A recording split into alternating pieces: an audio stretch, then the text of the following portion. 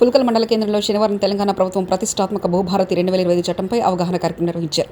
ఈ అవగాహన కార్యక్రమానికి జిల్లా కలెక్టర్ క్రాంతి వల్లూరి ముఖ్య అతిథిగా హాజరై ప్రసంగించారు.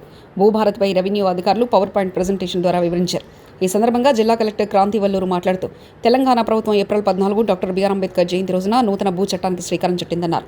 భూభారతి రైతుల భూ సమస్యలను త్వరితగతిన సులభంగా పరిష్కరించబడతాయన్నారు.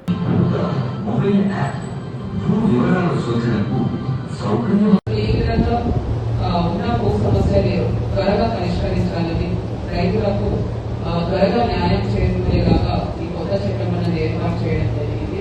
మరి ఈ కొత్త చట్టంలో ఉన్న ప్రొవిజన్స్ అన్ని కూడా మీకు డీటెయిల్గా ఎక్స్ప్లెయిన్ చేయడం జరుగుతుంది. అవన్నీ కూడా అర్థం చేసుకొని ఈ కొత్త చట్టాన్ని సద్వినియోగం చేసుకోవాల్సిందిగా కోరుతున్నాను. అలానే మన రెవెన్యూ యంత్రాంగం కూడా ఈ కొత్త చట్టం సంబంధించి మొత్తం కూడా క్లియర్గా అర్థం చేసుకొని రైతుల భూ సమస్యలు త్వరగా పరిష్కరించే విధంగా మీ అందరూ కూడా వేరే భావాలను కూడా కొడుతూ సెలవు కంప్లైంట్స్ వస్తుంది.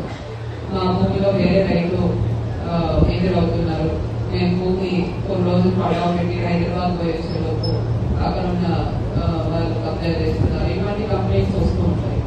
ఈ కంప్లైంట్స్ ని రిజాల్వ్ చేయడానికి ప్రతి భూ కమతానికి కూడా జియో కోఆర్డినేట్స్ ఫిక్స్ చేసి రైతుకు ఏదైతే పట్టదారు పాస్బుక్ ఇస్తారో ఆ పట్టదారు పాస్బుక్ లోనే మ్యాప్ కూడా ఈ 2.5 ఎకరాల ల్యాండ్ ఒక రైతు ఉందంటే ఆ 2.5 ఎకరాల land passbook map with Jio coordinates fix చేసి పట్టదారు పాస్బుక్ అనేది ఇవ్వడం జరుగుతుంది. సో దీంట్లో ఏంటంటే రైతులకు వాళ్ళ భూమి ఎక్కడ ఉంది అనేది ఫిక్స్ అవుతుంది. ఎందుకంటే లాంగిట్యూడ్ లాంగిట్యూడ్స్ అన్ని ఫిక్స్ అవుతాయి కాబట్టి ఇంకా ఈ పక్కన ఉన్న వాళ్ళు వచ్చి ఎన్క్రోచ్ చేయడం ఇటువంటి కంప్లైంట్స్ కూడా మనకు తగ్గుతుంది.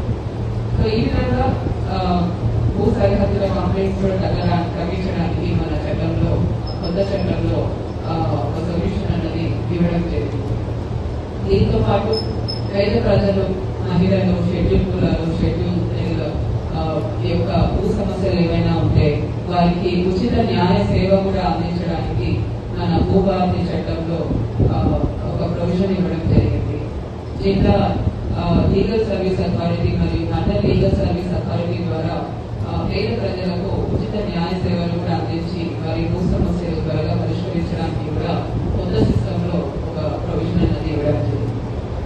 అలానే ఒకవేళ ఏమైనా నిషేధిత జాబితాలో ట్రాన్సాక్షన్స్ జరిగిన ప్రభుత్వ భూముల్లో కానీ లేదంటే వక్ఫ్ కానీ ఎండోమెంట్స్ కానీ ఇనాం కానీ ఇటువంటి ముందర ఎక్కడైనా ట్రాన్సాక్షన్స్ జరిగితే ఆ కంప్లైంట్స్ లో డివిజనల్ పవర్స్ అన్నవి సిసిఎల్ఏ గారికి ఇవ్వడం జరిగింది.